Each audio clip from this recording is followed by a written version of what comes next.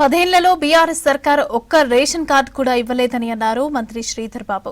ప్రజా సంక్షేమం, అభివృద్ధి ధ్యేయంగా కాంగ్రెస్ ప్రభుత్వం పనిచేస్తోందన్నారు.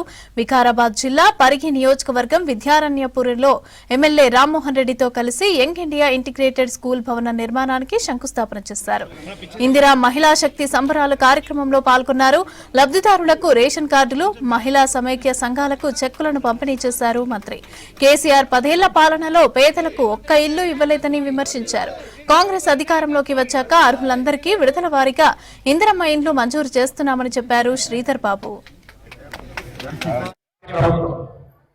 కొత్త రేషన్ కార్డు మీ పిల్లలు పెళ్ళై అత్తగారింటికి పోతే ఇక్కడ వారి పేరు కట్ అయితే అత్తగారింట పేరు యాడ్ చేయలేదు.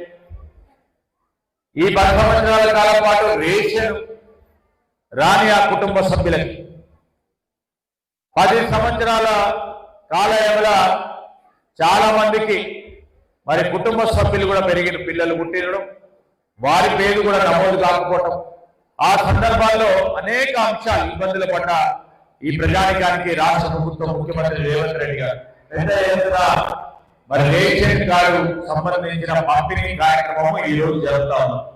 దాంట్లో భాగంగానే మరి సంబరాలు జరుగుతా ఉన్న సందర్భాన్ని మా అక్కలకు, చెల్లెలకు సంబంధించిన స్వశక్తి మహిళా గ్రూపులకు సంబంధించిన సంబరాలు ఈ రాష్ట్ర ప్రభుత్వం ప్రధానమైన ఉద్దేశం ఒకటి సంక్షేమం, ఇంకోటి అభివృద్ధి.